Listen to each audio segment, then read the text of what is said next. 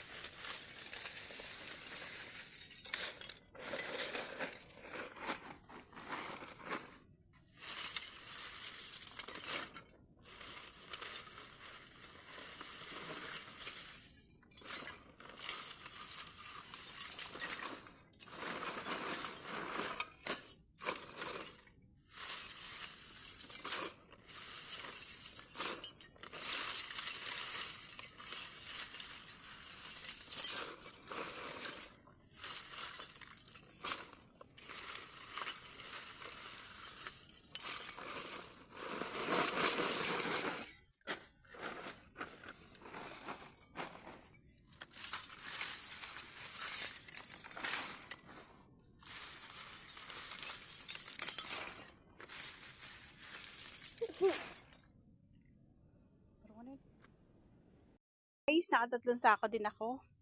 Tama na to pambaon ng aking mga anak ngayong linggo. 300 yung isa. Bali mayroon na din akong 900. Ayan. Ganyan talaga yung hanap buhay dito sa probinsya. Ayos lang naman. Kayang-kaya naman. Si Ate May pa ba? Marami naman sanang choices si Ate May. Kaya lang, syempre, mas gusto ni Ate May yung kasama at naaalagaan ng aking mga chikiting. Dahil iba pa rin yung kasama mo yung mga anak mo. Ayoko yung mamiss yung opportunity na kasama ko sila habang sila ay maliliit pa.